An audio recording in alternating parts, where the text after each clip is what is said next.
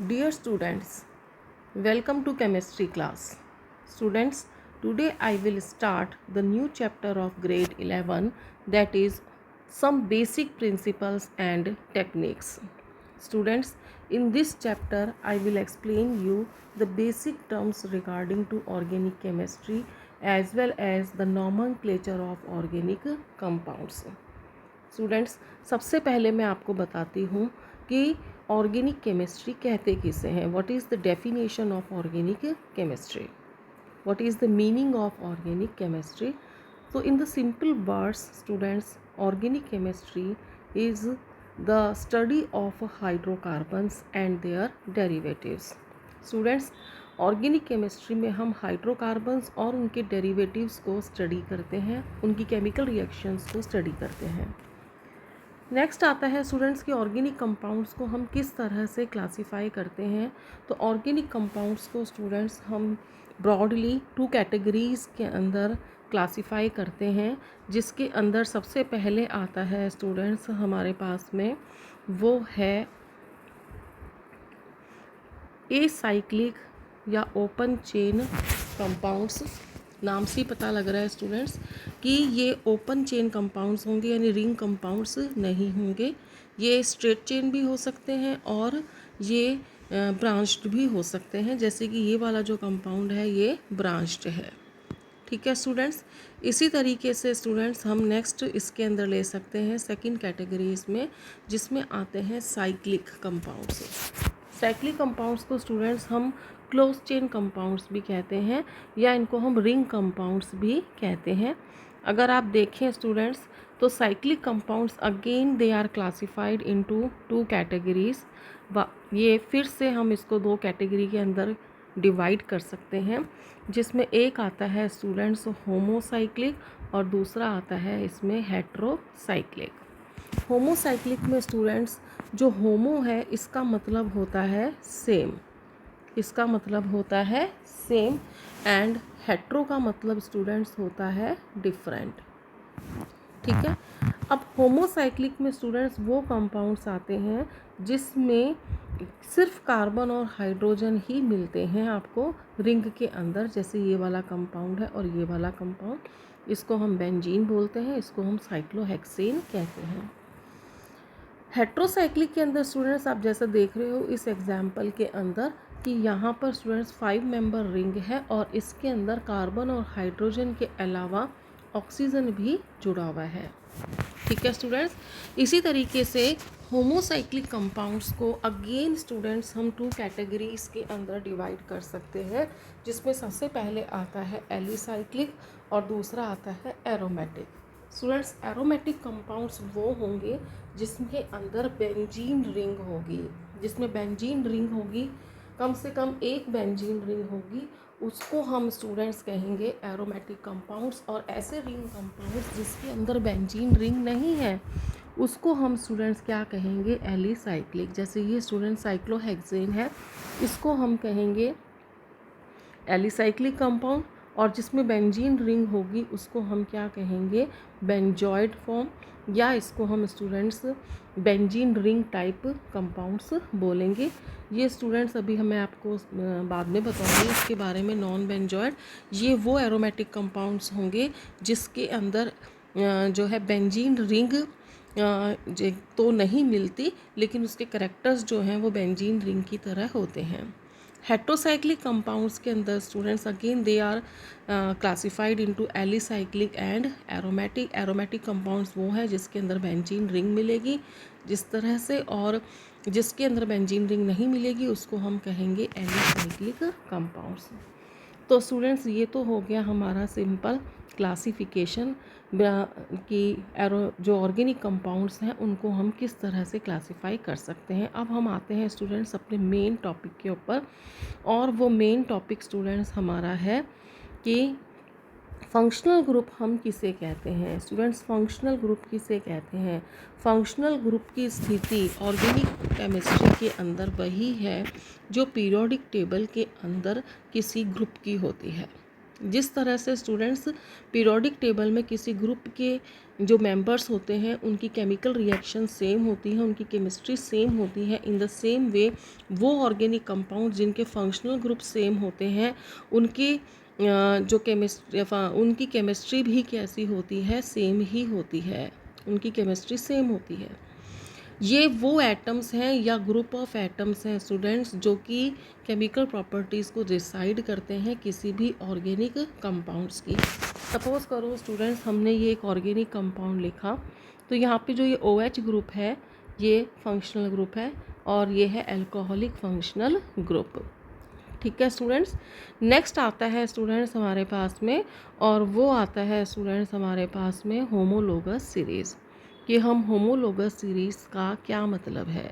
Students homologous series जो होती है ये सीरीज़ होती है सिमिलरली कंस्टिट्यूटेड कंपाउंड्स की। सिमिलरली कंस्टिट्यूटेड कंपाउंड्स होते हैं यानी कि एक जैसे कंपाउंड्स होते हैं in which the members present have the same functional group. उसके जितने भी मेंबर होते हैं उन सबका फंक्शनल ग्रुप कैसा होता है, सेम होता है। उनकी केमिकल प्रॉपर्टीज़ जो हैं वो सेम होती हैं और दो सक्सेसिव मेंबर्स के बीच में मॉलिक्यूलर फॉर्मूले में CH2 ग्रुप का डिफरेंस होता है। तो स्टूडेंट्स कौन कौन सी 3 बातें हमने यहाँ पे नोटिस करी हैं। यहाँ पर स्टूडेंट्स हमने जो 3 बात नोटिस करी वो है हमारी नंबर 1, ये उन कंपाउंड्स की सीरीज़ है जिनके फंक्शनल ग्रुप सेम होते हैं, जिनकी केमिकल प्रॉपर्टीज़ जो है वो सेम होती हैं और जिनके दो सक्सेसिव मेंबर्स के मॉलिक्यूलर फार्मूले में CH2 का डिफरेंस होता है। अगर मैं मॉलिक्यूलर वेट की बात करूं स्टूडेंट्स तो वो कितने का डिफरेंस आ जाएगा इसके अंदर, CH2 में 12 कार्बन के हो गए प्लस 2 हाइड्रोजन के हो गए, तो टोटल कितने हो गए, 14 हो गए। ठीक है स्टूडेंट। जैसे सपोज़ करो हम मिथाइल अल्कोहल की बात करें तो ये मिथाइल ग्रुप है स्टूडेंट्स, ये फर्स्ट मेंबर है अल्कोहलिक सीरीज़ का। अगर हमने इसके अंदर CH2 ऐड कर दिया तो हमें इसका नेक्स्ट होमोलोगस मेंबर मिल गया, सक्सेसिव मेंबर मिल गया जिसको हम बोलेंगे इथाइल अल्कोहल, और उसमें हमने फिर CH2 ऐड कर दिया तो हमें इसका नेक्स्ट मेंबर मिल जाएगा एन प्रोपाइल अल्कोहल, और अगर हम एक और CH2 जोड़ देंगे स्टूडेंट्स तो हमें मिल जाएगा एन ब्यूटाइल अल्कोहल। और इस तरह से स्टूडेंट्स हमें एक होमोलोगस सीरीज़ मिल जाएगी अल्कोहलिक फंक्शनल ग्रुप की। ठीक है स्टूडेंट्स। अब इसके अंदर हम देख लेते हैं next types of carbon atoms in alkane की। कोई भी एल्केन्स होते हैं, एल्केन्स माने सिंगल बॉन्डेड जो कंपाउंड्स होते हैं कार्बन के, सिंगल बॉन्डेड कंपाउंड्स जो हैं जिनमें कार्बन कार्बन के बीच में सिंगल बॉन्ड मिलता है, उनमें कार्बन जो है वो कितने तरह के हो सकते हैं। तो स्टूडेंट्स ये कार्बन जो है उसमें 4 टाइप के हो सकते हैं। कौन कौन से हैं स्टूडेंट्स वो 4 टाइप इसके अंदर, वो देख लीजिए आप। इसमें सबसे पहले स्टूडेंट्स इसमें आता है प्राइमरी कार्बन जिसको हम बोलते हैं 1 डिग्री कार्बन। ये वो होते हैं स्टूडेंट्स जिसमें कि जो एक कार्बन है वो वो कार्बन जो एक ही कार्बन से जुड़ा होता है उसको हम कहते हैं 1 डिग्री कार्बन। सेकंड स्टूडेंट इसके अंदर आता है हमारा, वो है सेकेंडरी कार्बन जिसको हम 2 डिग्री कार्बन भी बोलते हैं। इस केस के अंदर स्टूडेंट्स हम उस कार्बन की बात करते हैं जो खुद 2 कार्बन से जुड़ा होता है। इसके बाद में स्टूडेंट्स हम थर्ड कैटेगरी लेते हैं और उसमें आता है हमारा टर्शरी कार्बन जिसको हम 3 डिग्री कार्बन भी कहते हैं। और इसके अंदर स्टूडेंट्स हम उस कार्बन की बात करते हैं जो 3 और कार्बन से जुड़ा हुआ होता है। और लास्ट में स्टूडेंट्स हम बात करते हैं इसके अंदर, वो है क्वाटरनरी कार्बन जिसमें अंदर एक कार्बन जो है वो 4 और कार्बन के से जुड़ा हुआ होता है। इस तरह से स्टूडेंट्स अगर हम देखें तो यहाँ पर 4 कैटेगरीज आ गई आपकी। एक तो इसके अंदर आ गई हमारी प्राइमरी, एक इसमें आ गया हमारा सेकेंडरी, एक आ गया टर्शरी और एक आ गया इसके अंदर क्वाटरनरी कार्बन। ठीक है स्टूडेंट्स। तो ठीक है स्टूडेंट्स, फिर ये हमारे 4 टाइप्स हो गए। मैं आपको इसको एक्सप्लेन कर देती हूँ एक एग्जांपल लेकर के। सपोज़ करो स्टूडेंट्स यहाँ पर मैंने एक कार्बन की लंबी चेन ली है स्टूडेंट्स। इस कार्बन की चेन के अंदर हमें 1 डिग्री 2 डिग्री 3 डिग्री और 4 डिग्री कार्बन्स को आइडेंटिफाई करना है। तो सबसे पहले हम देखते हैं 1 डिग्री को। स्टूडेंट्स अगर मैं इस कार्बन को देखूँ तो ये कार्बन कितने से जुड़ा हुआ है, 1 से जुड़ा हुआ है। ठीक है। इसी तरीके से अगर मैं इस कार्बन को देखूं तो ये वाला कार्बन भी केवल एक ही कार्बन से जुड़ा हुआ है। अगर मैं इस कार्बन को देखूं तो ये भी एक ही कार्बन से जुड़ा हुआ है। अगर मैं इसको देखूं तो ये भी एक ही कार्बन से जुड़ा है, और अगर मैं इसको देखूं तो ये भी एक से जुड़ा हुआ है। यानी ये सब केसेस किसके हो गए स्टूडेंट्स? 1 डिग्री कार्बन के हो गए। अब यदि स्टूडेंट्स मैं इसके अंदर 2 डिग्री कार्बन एटम्स लूँ तो उसके केस में एक तो आपका ये वाला आ जाएगा, क्योंकि ये वाला जो कार्बन है ये कितने कार्बन से जुड़ा हुआ है? 2 से जुड़ा हुआ है। इसी तरीके से स्टूडेंट्स अगर मैं 3 डिग्री की बात करूं तो ये जो कार्बन है स्टूडेंट्स ये 3 कार्बन से जुड़ा हुआ है, इसलिए इसकी डिग्री क्या हो गई? 3 डिग्री। और अगर ये कार्बन देखें स्टूडेंट्स तो ये कितने कार्बन से जुड़ा हुआ है? 4 से जुड़ा हुआ है, तो इसकी डिग्री कितनी हो गई? 4 डिग्री। तो ये तो बहुत ही सिंपल है। अगर एक कार्बन 1 से जुड़ा हुआ है तो 1 डिग्री का हो जाएगा। अगर एक कार्बन 2 कार्बन से जुड़ा हुआ है तो वो 2 डिग्री का हो जाएगा। अगर एक कार्बन 3 से जुड़ा हुआ है, 3 कार्बन से जुड़ा हुआ है तो वो 3 डिग्री का हो जाएगा। और अगर एक कार्बन स्टूडेंट्स 4 कार्बन से जुड़ा हुआ है तो उसकी डिग्री कितनी हो जाएगी? 4 डिग्री हो जाएगी। ठीक है स्टूडेंट्स। अब हम स्टूडेंट्स बहुत ही इंपॉर्टेंट टॉपिक देखने जा रहे हैं, और वो टॉपिक स्टूडेंट्स हमारा हो जाएगा alkyl groups. Students alkyl groups क्या होते हैं? एक्चुअली स्टूडेंट्स अगर हम एल्केन लें और उस एल्केन में से एक हाइड्रोजन को माइनस कर दें तो हमें कौन सा ग्रुप मिलेगा? एल्काइल ग्रुप मिलेगा। ठीक है। अब इस केस के अंदर स्टूडेंट्स जो ये एन है ये हटकर क्या आ जाएगा? वाई आ जाएगा, और नाम इसका एल्केन से क्या बन जाएगा? एल्काइल। ठीक है स्टूडेंट्स। अगर मैं इसको रिप्रेजेंट करूँ स्ट्रक्चर से तो ये RH हो गया। RH एक एल्केन ग्रुप है। अगर इसमें से हमने H को रिमूव कर दिया तो हमें R ग्रुप मिलेगा। और ये जो है फ्री बॉन्ड है, ये फ्री बॉन्ड एल्काइल ग्रुप के अंदर एक बॉन्ड फ्री होता है जो किसी भी दूसरे ग्रुप के साथ जुड़ सकता है। ठीक है स्टूडेंट। ये मैंने आपको फिर वही बताया है कि ANE की जगह पे YL आ जाएगा। ठीक है स्टूडेंट्स। हमें पता है स्टूडेंट्स कि जो एल्केन्स होते हैं उनका जनरल फार्मूला क्या होता है? CnH2n+2 होता है। ठीक है, ये हमने 10th में भी पढ़ा था। अगर हमें एल्काइल ग्रुप बनाना है तो स्टूडेंट्स एक हाइड्रोजन इसमें से हम माइनस करेंगे, यानी कि एल्काइल ग्रुप का जनरल फार्मूला क्या हो जाएगा? CnH2n+1 हो जाएगा। ठीक है। अब मैं आपको कुछ केसेस डिस्कस कर लेते हैं। जैसे सपोज़ करो कि मैंने मीथेन लिया और इसका एन हटा के YL लगा दिया, तो बताओ मुझे क्या मिल जाएगा? मिथाइल। यानी कि ये CH4 था, इसका एक H हमने रिमूव कर दिया तो ये CH3 बन गया, और ये इसकी क्या बन गई? 3 वैलेंसी बन गई। इसको हम बोलेंगे मिथाइल। ऐसे ही हमने इसका नेक्स्ट होमोलोगस मेंबर लिया स्टूडेंट्स, तो वो क्या था? हमारा इथेन। उसमें से एक हाइड्रोजन हमने रिमूव कर दिया तो हमें क्या मिल जाएगा? इथाइल। एन हटता जाएगा और YL लगता जाएगा। यहाँ तक तो था सिंपल केस। अब यदि स्टूडेंट्स हम प्रोपेन का केस लेते हैं तो प्रोपेन का हमें अगर हम ये नेक्स्ट होमोलोगस मेंबर है इथेन का, यानी C3H8 है। अगर इसको मैं एक्सपेंडेड करके लिखूँ तो इस तरह से हमें फॉर्मूला मिलेगा। देखिए स्टूडेंट्स, इसमें से ये कार्बन 1 डिग्री का है, ये कार्बन 1 डिग्री का है, और ये कार्बन 2 डिग्री का है। अब जिस डिग्री के कार्बन से जो हाइड्रोजन जुड़े हुए हैं ना, उनकी भी वही डिग्री होगी। यानी ये हाइड्रोजन की डिग्री भी 1 डिग्री है, इस हाइड्रोजन की डिग्री 2 डिग्री होगी, और इस हाइड्रोजन की डिग्री 1 डिग्री हो गई। यानी हमारे पास 2 तरह के हाइड्रोजन हो गए, 1 डिग्री वाले और 2 डिग्री वाले। अगर हम 1 डिग्री वाले को हटाएंगे तो हमें अलग एल्काइल ग्रुप मिलेगा, और अगर हम 2 डिग्री वाले को हटाएंगे तो हमें अलग एल्काइल ग्रुप मिलेगा। सपोज़ करो स्टूडेंट्स, यहाँ पर मैंने जो है आपका लिया, इसके अंदर मैं आपको दूसरा केस लेके बता रही हूँ कि मैंने इसमें से जो है ये ले लिया। अगर मैं 1 डिग्री का हटा रही हूँ यहाँ पर, तो मुझे यहाँ पे स्टूडेंट्स क्या मिल रहा है? 1 डिग्री का हटाने के बाद में ये स्ट्रक्चर मिल रहा है। मैंने इसमें से एक हाइड्रोजन हटाया। इस एल्काइल ग्रुप को हम क्या बोलेंगे स्टूडेंट्स? एन प्रोपाइल ग्रुप बोलेंगे। ठीक है। और यदि मैंने 2 डिग्री का हटा दिया तो ये फ्री बॉन्ड यहाँ आ जाएगा, 2 डिग्री की पोजीशन पर आ जाएगा। अब इसको हम क्या बोलेंगे? Secondary propyl. ठीक है, क्योंकि 2 डिग्री कार्बन से हमने हाइड्रोजन को हटाया। एक और जो इम्पॉर्टेंट चीज़ है स्टूडेंट्स वो है आइसो। ये जो ग्रुप है ना स्टूडेंट्स, इसको हम कौन सा ग्रुप बोलते हैं? आइसो ग्रुप बोलते हैं। यानी कि इस प्रोपाइल को हम आइसो प्रोपाइल भी कह सकते हैं और सेकेंडरी प्रोपाइल भी कह सकते हैं। ठीक है स्टूडेंट्स। तो प्रोपेन के कितने एल्काइल ग्रुप बन गए स्टूडेंट्स? 2 एल्काइल ग्रुप्स बन गए। एक हमारा जो एल्काइल ग्रुप बना वो कौन है? हमारा एन प्रोपाइल है। और जो दूसरा एल्काइल ग्रुप बना है स्टूडेंट्स वो हमारा क्या बन गया?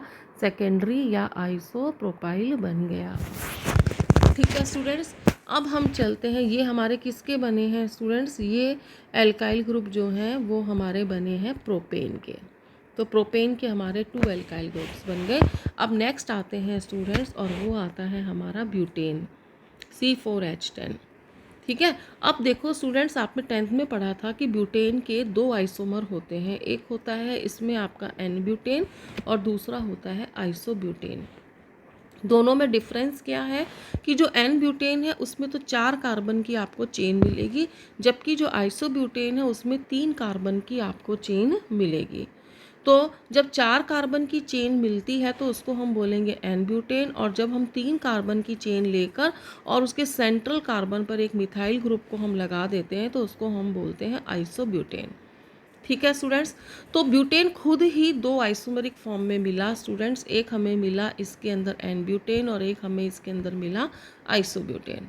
ठीक है स्टूडेंट्स, अब यदि एन ब्यूटेन को हम देखें स्टूडेंट्स तो यहाँ हमें 1 डिग्री वाले भी मिल रहे हैं और यहाँ पर स्टूडेंट्स हमें जो है 2 डिग्री वाले भी मिल रहे हैं। ये 2 डिग्री वाले हो गए। ठीक है, अगर 1 डिग्री को हटाएंगे तो हमें अलग ब्यूटाइल मिलेगा और अगर हम 2 डिग्री को हटाएंगे तो हमें अलग ब्यूटाइल मिलेगा। ठीक है, अगर हम 2 डिग्री को हटाते हैं, चाहे हम इसमें से हटा दें चाहे हम उसको इसमें से हटा दें, तो हमें ये वाला ग्रुप मिलेगा स्टूडेंट्स 2 डिग्री से। तो ये आपका, इसको हम क्या बोलेंगे? सेकेंडरी ब्यूटाइल, और ये इसका क्या हो जाएगा? फ्री बॉन्ड हो जाएगा। ठीक है, और अगर स्टूडेंट्स हम इसमें से 1 डिग्री वाला हटाते हैं तो ऐसी स्थिति के अंदर आपका या तो इस कार्बन से हाइड्रोजन रिमूव होगा या इस कार्बन से हाइड्रोजन रिमूव होगा, और इसको हम क्या बोलेंगे स्टूडेंट्स? एन ब्यूटाइल बोलेंगे। इसको हम बोलेंगे एन ब्यूटाइल। ठीक है, अगले आइसोमरिक फॉर्म पे जाते हैं स्टूडेंट्स। तो यहाँ हमें 2 तरह की डिग्री देखने को मिल रही है। अगेन एक तो हमें मिल रही है 1 डिग्री और एक हमें इसके अंदर मिल रही है, तो होगी 1 डिग्री, और एक इसके अंदर हमें जो मिल रही है स्टूडेंट्स वो मिल रही है हमको 3 डिग्री। ठीक है, अगर हम 1 डिग्री से हाइड्रोजन हटाएंगे तो हमें अलग ब्यूटाइल मिलेगा, और अगर हम 3 डिग्री से हटाएंगे तो हमें अलग ब्यूटाइल मिलेगा। अब जैसे कि यहाँ पर हमने 3 डिग्री से हटाया है हाइड्रोजन तो हमें ये ग्रुप मिला, इसको हम ऑब्वियसली क्या बोलेंगे स्टूडेंट? टर्शरी ब्यूटाइल ग्रुप बोलेंगे। ठीक है, और यदि स्टूडेंट्स मैंने इसको जो है 1 डिग्री से हटाया होता तो हमें ये स्ट्रक्चर मिलेगा। आप देखो स्टूडेंट्स, ध्यान से अगर हम देखें तो इसके अंदर हमें फिर से ये वाला ग्रुप मिल रहा है। इस ग्रुप को मैंने अभी आपको बताया था, क्या कहते हैं स्टूडेंट्स? आइसो ग्रुप कहते हैं। ये ग्रुप हमारा कौन सा ग्रुप है? आइसो ग्रुप है। ये आपको थोड़ा स्ट्रेट चेन में नज़र आ रहा होगा ये ब्रांच में, लेकिन आप देखिए स्टूडेंट्स यहाँ पर भी CH3 है, CH3 है, CH है और CH से फ्री बॉन्ड जुड़ा हुआ है। यहाँ पर भी स्टूडेंट CH3 है, CH3 है और ये CH है। इसके साथ जो फ्री बॉन्ड था उस फ्री बॉन्ड के साथ में कौन जुड़ गया है स्टूडेंट? CH2 जुड़ गया है। ठीक है, तो इसको हम क्या बोलेंगे स्टूडेंट्स? आइसोब्यूटाइल बोलेंगे। इसको हमने क्या बोला था? आइसोप्रोपाइल, और इसको हम क्या बोलेंगे स्टूडेंट्स? आइसोब्यूटाइल बोलेंगे। ठीक है, तो स्टूडेंट्स ब्यूटेन से कितने एल्काइल ग्रुप मिले स्टूडेंट्स? हमें 4 मिले। एक तो हमें मिला एन ब्यूटाइल, एक हमें मिला इसके अंदर सेकेंडरी ब्यूटाइल, एक हमें मिला आइसोब्यूटाइल और एक हमें मिला टर्शरी ब्यूटाइल ग्रुप।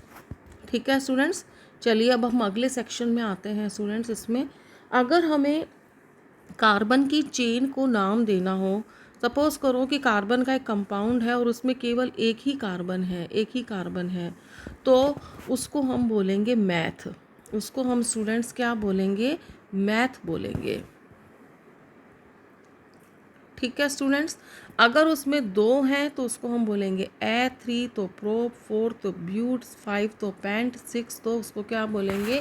हेक्स बोलेंगे। इसी तरीके से स्टूडेंट्स अगर 7 आ गया तो उसको बोलेंगे हेप्ट, 8 को बोलेंगे ऑक्ट, उसके बाद में 9 को बोलेंगे नॉन, 10 को बोलेंगे डैक, 11 को बोलेंगे अनडैक और 12 को हम बोलेंगे डो डैक। अब स्टूडेंट्स आप सोच रहे होंगे यहाँ पर कि हमने यहाँ पर ब्रैकेट में ए क्यों लिखा है। ये देखिए, आपको यहाँ पर मैंने ए लिखा हुआ है इनके आगे। इस ए का क्या मतलब है स्टूडेंट्स, ये नॉमेनक्लेचर के दौरान काम आएगा स्टूडेंट्स। तब मैं आपको बताऊंगी कि अगर प्राइमरी सफिक्स जो होता है, हमारा प्राइमरी सफिक्स जो होता है वो कॉन्सोनेंट होता है, यानी कि वॉवल नहीं होता, तो हमें ए लगाना पड़ता है। अब स्टूडेंट्स आपको पता ही नहीं है कि प्राइमरी सफिक्स क्या होता है, वर्ड रूट क्या होता है, तो इसलिए अभी आपको ये समझ में नहीं आएगा। जब मैं नॉमेनक्लेचर बताऊंगी तब आपको समझाऊंगी। ये देखिए स्टूडेंट्स, यहाँ पे ये हमारा रूल है, किसी भी ऑर्गेनिक कंपाउंड का नाम लिखने के लिए हमें इस फॉर्मेट को यूज़ में लेना होता है। क्या है ये फॉर्मेट स्टूडेंट्स, देख लीजिए। सबसे पहले तो स्टूडेंट्स इसके अंदर हम देखेंगे वर्ड रूट। सबसे पहले स्टूडेंट इसमें हम क्या देखेंगे, वर्ड रूट को देखेंगे। वर्ड रूट स्टूडेंट्स हमें किसके बारे में बताएगा, नंबर ऑफ कार्बन एटम्स के बारे में बताएगा कि कार्बन, उस कंपाउंड्स में कार्बन की जो चेन है वो 1 कार्बन की है, 2 की है, 10 की है, 20 की है, कितने की है। ठीक है स्टूडेंट्स। अब यदि इसके अंदर मैं आपको नेक्स्ट लूँ तो हम बात करें इससे पहले, देखो इस वर्ड रूट से पहले जो होगा ना उसको हम क्या बोलेंगे, प्रीफिक्स बोलेंगे। और वर्ड रूट से जस्ट पहले जो प्रीफिक्स होगा स्टूडेंट्स उसको हम बोलेंगे primary prefix. Primary prefix students हमें ये बताएगा कि जो हमारा ऑर्गेनिक कंपाउंड है वो साइक्लिक है या एसाइक्लिक है, यानी वो रिंग का है या ओपन चेन है। ठीक है स्टूडेंट्स। अगला केस जो आता है स्टूडेंट्स इसके अंदर वो आता है हमारा सेकेंडरी प्रीफिक्स। प्राइमरी प्रीफिक्स से पहले क्या आएगा, सेकेंडरी प्रीफिक्स। और ये सेकेंडरी प्रीफिक्स हमें किसके बारे में बताएगा, साइड चेन के बारे में बताएगा, या उसको हम क्या बोलते हैं, सब्स्टिट्यूएंट बोलते हैं। साइड चेन या सब्स्टिट्यूएंट जो हम नॉमेनक्लेचर करेंगे तब बताएंगे। फिलहाल तो स्टूडेंट्स आप याद करते चलिए। सबसे पहले हमें वर्ड रूट देखना है। वर्ड रूट हमें बताएगा नंबर ऑफ कार्बन एटम्स के बारे में। प्राइमरी प्रीफिक्स हमें बताएगा कि हमारा कंपाउंड साइक्लिक है या एसाइक्लिक है। सेकेंडरी प्रीफिक्स हमें बताएगा कि साइड चेन या सब्स्टिट्यूट क्या है। ठीक है स्टूडेंट्स। अगला केस जो आता है स्टूडेंट्स इसके अंदर वो आता है हमारा कि प्राइमरी सफिक्स। देखो वर्ड रूट के बाद जो आएंगे उनको हम क्या बोलेंगे स्टूडेंट, सफिक्स बोलेंगे। प्राइमरी सफिक्स हमें किसके बारे में बताएगा कि जो कार्बन कार्बन है उनके बीच में सिंगल बॉन्ड है या डबल बॉन्ड है या ट्रिपल बॉन्ड है। अगर उनके बीच में सिंगल बॉन्ड है तो हम बोलेंगे एन, अगर उनके बीच में डबल बॉन्ड है तो हम लगाएंगे इन, और अगर उनके बीच में ट्रिपल बॉन्ड है तो हम लगाएंगे आइन। स्टूडेंट्स ये फॉर्मेट बता रही हूँ मैं आपको IUPAC नेम देने का। IUPAC नेम जो होते हैं वो स्टैंडर्डाइज होते हैं और ऑल ओवर वर्ल्ड जो है उससे किसी भी ऑर्गेनिक कंपाउंड का नाम जो है वो ऑल ओवर वर्ल्ड क्या हो जाता है, सेम हो जाता है। ठीक है। यहाँ पर अगर हम देखें स्टूडेंट्स तो सेकेंडरी आता है आपका सफिक्स। प्राइमरी सफिक्स के बाद ऑब्वियसली क्या आएगा, आपका सेकेंडरी आएगा सफिक्स। सेकेंडरी सफिक्स को स्टूडेंट्स हम किससे क्या हमें बताएगा, किसके बारे में इंफॉर्मेशन देगा, ये हमें फंक्शनल ग्रुप के बारे में इंफॉर्मेशन देगा। जब स्टूडेंट्स हमें इन सब की जानकारी हो जाएगी, जब हमें इन सब की जानकारी हो जाएगी स्टूडेंट्स, तो हम बता पाएंगे कि किसी भी ऑर्गेनिक कंपाउंड का नाम हमें किस तरीके से देना है। ठीक है। अभी हम IUPAC नेम करेंगे तब मैं आपको एक्सप्लेन करूँगी। अभी देखिए कुछ सिंपल एग्जाम्पल देख लेते हैं हम लोग। जैसे कि इसके अंदर आपको फर्स्ट कॉलम में दे रखा है हाइड्रोकार्बन, सेकंड में दे रखा है वर्ड रूट, थर्ड में प्राइमरी सफिक्स, और फिर हमने इन सबको ऐड करके बनाया है IUPAC नेम बनाया है। ठीक है। जैसे कि फर्स्ट केस में आप देखो तो ये वाला कंपाउंड, इस कंपाउंड के अंदर स्टूडेंट्स कितने की चेन बन रही है हमारी, इस कंपाउंड के अंदर स्टूडेंट्स चेन बन रही है 3 कार्बन की, 1 2 एंड 3। तो वर्ड रूट क्या आ जाएगा, प्रोप आ जाएगा। वर्ड रूट के बाद प्राइमरी सफिक्स आता है जो ये बताता है कि बॉन्ड सिंगल है, डबल है, ट्रिपल है। तो हमें साफ दिख रहा है स्टूडेंट्स यहाँ कितने बॉन्ड है, सिंगल बॉन्ड है, तो हम क्या लगा देंगे, एन लगा देंगे। और जब हम इन दोनों को ऐड कर देंगे तो हमें क्या मिल जाएगा, प्रोपेन। ठीक है। ऐसे ही अगले में स्टूडेंट्स 4 की चेन बन रही है तो हम ब्यूट बोलेंगे, और सेकंड नंबर के ऊपर इसमें स्टूडेंट्स डबल बॉन्ड है, हमें ब्यूटीन तो लिखना ही है लेकिन साथ में पोजीशन बतानी है कि सेकंड नंबर पे ही इन ग्रुप जुड़ा हुआ है। अगले में स्टूडेंट्स कितने की चेन बन रही है, 5 की चेन बन रही है, 1 2 3 4 5, तो हमने यहाँ पे क्या लिख दिया, पेंट लिख दिया। अब स्टूडेंट्स हमने देखा इसमें तो 2 डबल बॉन्ड है, तो हम क्या लिखेंगे, डाईईन लिखेंगे। अब डाईईन का जो डाई है ना स्टूडेंट्स, ये कॉन्सोनेंट है और ये कॉन्सोनेंट है, इसीलिए यहाँ क्या आएगा, ए आएगा। ठीक है, तो ये जो डबल बॉन्ड है स्टूडेंट्स कौन सी पोजीशन पर है, 1 2 3 एंड 4, यानी 1 और 3 पोजीशन पर हैं, इसीलिए सॉरी 1 और 3 पोजीशन पर है स्टूडेंट्स। यहाँ करेक्शन करना, यहाँ 3 कर लेना आप। तो इसको हम क्या बोलेंगे, पेंटा 1 3 डाईईन बोलेंगे। ठीक है स्टूडेंट, इन सबको ऐड करते जाएंगे, जो डाईईन है उसकी हम पोजीशन बता देंगे 1 एंड 3। अगले केस के अंदर स्टूडेंट्स 4 की चेन बन रही है, ब्यूट सिंगल बॉन्ड है, एन सिंपली हमने दोनों को ऐड किया तो हमें मिल गया ब्यूटेन।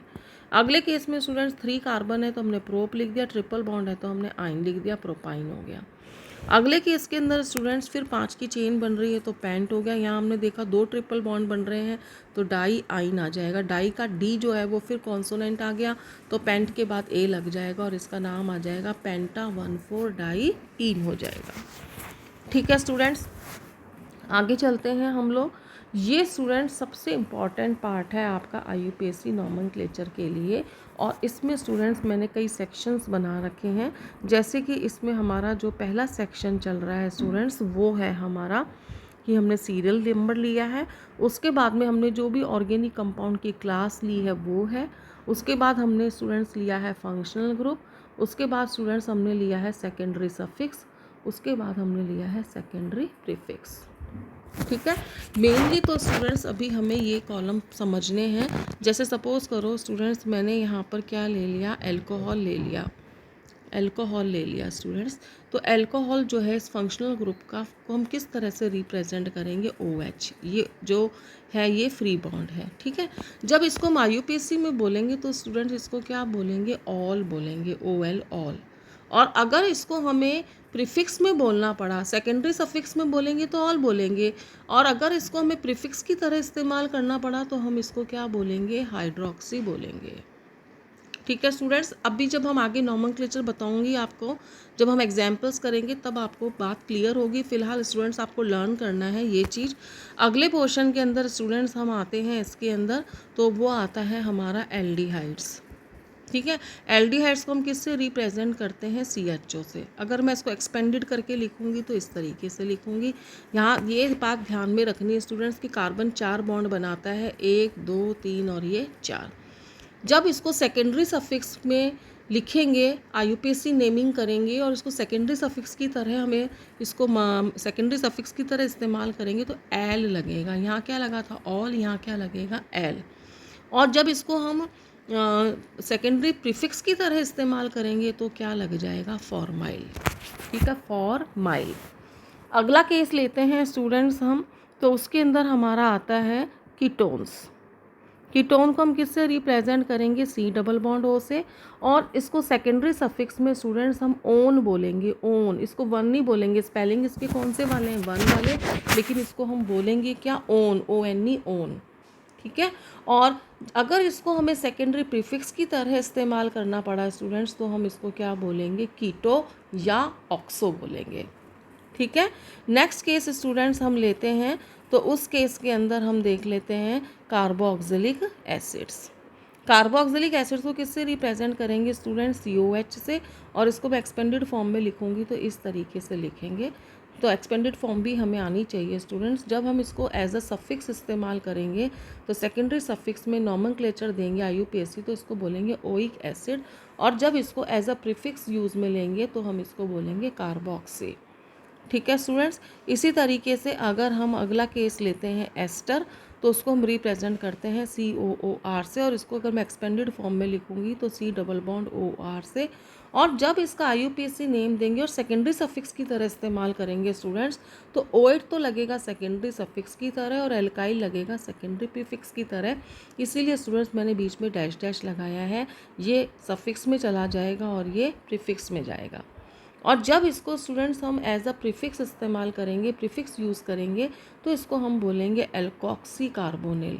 अब स्टूडेंट्स थोड़े टफ लग रहे होंगे आपको ये, एक्चुअली अगर मैं यहाँ पर देखूँ तो ये आपका जो ग्रुप है ये कौन सा ग्रुप हो गया, कार्बोनिल, और ये ग्रुप आपका कौन सा हो गया, एल्कोक्सी। ये एल्क, ये हो गया ऑक्सी, और ये हो गया कार्बोनिल। तो कुछ इस तरीके से आप तरीका लगा सकते हैं इनको याद करने के लिए। नेक्स्ट केस लेते हैं स्टूडेंट्स हम इसके अंदर, और वो केस हमारा है स्टूडेंट्स यहाँ पर कि हम एसिड क्लोराइड ले रहे हैं। एसिड क्लोराइड को हम कैसे रिप्रेजेंट करेंगे स्टूडेंट्स, CuNH2 से रिप्रेजेंट करेंगे, और इसको एक्सपेंडेड फॉर्म में हम इस तरीके से लिखेंगे। और जब हम इसको as a suffix, secondary suffix use में लेंगे तो पीछे एमाइड लगेगा, और अगर हम इसको as a prefix, secondary prefix use में लेंगे तो इसको हम क्या बोलेंगे, कार्बेनॉइल क्लोराइड बोलेंगे। ठीक है। नेक्स्ट लेते हैं स्टूडेंट्स साइनाइड। तो साइनाइड को स्टूडेंट्स हम किस तरह से लेंगे, साइनाइड को हम लिखेंगे Cn, और इसको एक्सपेंडेड फॉर्म में लिखेंगे तो C ट्रिपल बॉन्ड N लगेगा, और इसको यदि हम as a secondary suffix use में लेंगे तो क्या लगेगा, नाइट्राइल, और as a secondary prefix use में लेंगे तो लगेगा साइनो। और लास्ट में स्टूडेंट्स हम इसके अंदर देख लेते हैं, और वो स्टूडेंट्स हमारा आता है इसके अंदर एमीन। यहाँ स्टूडेंट्स हमारा जो केस आया है वो किसका आ गया है, एमीन्स का आ गया। तो एमीन्स को हम किससे रिप्रेजेंट करेंगे, NH2 से, और इसको हम सेकेंडरी सफिक्स में बोलेंगे एमाइन, और सेकेंडरी प्रीफिक्स में इसको बोलेंगे एमिनो। ठीक है स्टूडेंट्स। बीच में आपको मैं ये बताना भूल गई, इसके अंदर एसिड क्लोराइड को मैं मार्क करना भूल गई हूँ, तो चलो इसको भी हम मार्क कर लेते हैं स्टूडेंट्स। एसिड क्लोराइड, इसको हम बोलेंगे COCl, C double bond OCl, और इसको हम IUPAC में बोलेंगे ऑयल क्लोराइड। ऑयल के स्पेलिंग ध्यान देना स्टूडेंट्स, OIL नहीं है, OYL है। और जब इसको हम एज अ प्रीफिक्स यूज़ में लेंगे तो ये Cl तो हो गया हेलो, और CO हो गया फॉर्माइल, यानी इसको हम बोलेंगे हेलो फॉर्माइल। ठीक है स्टूडेंट्स। इस तरह से हमें स्टूडेंट्स ये वाली टेबल लर्न करनी है, दैट इज़ वेरी इंपॉर्टेंट। आपको एक एक चीज़, कितने हो गए स्टूडेंट्स, टोटल ये हमारे पास आ गए 9। तो हमें सबसे पहले जैसे हमने याद करा अल्कोहल, फिर एल्डिहाइड, फिर कीटोन, फिर कार्बोक्सिलिक एसिड्स, फिर esters, acid chloride, acid amide, cyanide and amines. इन सभी को हम किस फॉर्मूले से शो करेंगे, इसको IUPAC नॉमेनक्लेचर में एज अ सफिक्स क्या बोलेंगे, और IUPAC नॉमेनक्लेचर में एज अ प्रीफिक्स क्या बोलेंगे, ये हमें स्टूडेंट्स लर्न करना है। और लास्ट में नेक्स्ट टॉपिक जो आता है स्टूडेंट्स, वो हमारा आता है इसके अंदर सेकेंडरी प्रीफिक्स। सेकेंडरी प्रीफिक्स क्या होते हैं स्टूडेंट्स, जिसको हम सब्स्टिट्यूएंट भी बोलते हैं, सेकेंडरी प्रीफिक्स या सब्स्टिट्यूएंट। तो ये स्टूडेंट्स कुल मिलाकर के 10 हैं जो हमें लर्न करने हैं। सबसे पहले इसमें आता है F, फिर Cl, फिर Br, फिर I। ये तो सभी हेलोजन्स हैं स्टूडेंट्स। और जब हम इसको IUPAC में बोलेंगे तो हम क्या बोलेंगे, fluoro, chloro, bromo, iodo. Very simple. Next category students इसके अंदर जो आती है वो हमारी आ गई है NO, इसको हम बोलेंगे स्टूडेंट नाइट्रोसोप। NO2 इसको हम बोलेंगे नाइट्रो। CH3 इसको बोलेंगे मिथाइल। C2H5 इसको हम बोलेंगे इथाइल। उसके बाद में स्टूडेंट्स हमारा आता है OCH3, इसको हम बोलेंगे मैथ ऑक्सी। उसके बाद में OC2H5 इसको हम बोलेंगे एथ ऑक्सी। ठीक है स्टूडेंट्स। तो ये आपका मेजर वर्क है स्टूडेंट्स याद करने का। जब आपको ये सब याद होंगे तभी आपको स्टूडेंट्स IUPAC नॉमेनक्लेचर आएगा। ठीक है स्टूडेंट्स। तो नेक्स्ट इसके अंदर स्टूडेंट्स जो है केसेस आते हैं हमारे IUPAC naming of alkyl halides, और काफ़ी सारे फंक्शनल ग्रुप्स के हम करेंगे, वो मैं आपको नेक्स्ट वीडियो के अंदर शेयर करूँगी। आज की वीडियो में मैंने आपको बेसिक नॉमेनक्लेचर के लिए जो बेसिक स्टेप्स हैं जो हमें लर्न होने चाहिए, उसी के बाद स्टूडेंट्स हमें IUPAC नेमिंग करनी आएगी, तो ये आपको लर्न करने हैं। ठीक है स्टूडेंट। फर्स्ट पहला काम हमारा है, I have just introduce you about organic compounds, and after that I have given some knowledge about alkyl groups, different alkyl groups classification, and after that what do you mean by word root, what do you mean by primary suffix, secondary suffix, primary prefix and the secondary prefix, इनका क्या मतलब है, किस word root किसको बताता है, किसकी information देता है, प्राइमरी और सेकेंडरी सफिक्स के क्या इन्फॉर्मेशन देते हैं, सेकेंडरी प्रीफिक्स और प्राइमरी प्रीफिक्स क्या इन्फॉर्मेशन देते हैं। कुछ सिंपल ऑर्गेनिक कंपाउंड्स, हाइड्रोकार्बन्स की नेमिंग हमने सीखी है। ठीक है। और सब्स्टिट्यूएंट्स क्या होते हैं, फंक्शनल ग्रुप्स क्या होते हैं, उनको हम क्या बोलेंगे जब हम IUPAC नेमिंग करेंगे, ये मैंने आपको आज की वीडियो में एक्सप्लेन करा। आई होप आपको ये अच्छी तरह समझ में आ गया होगा। Thank you very much for watching the video.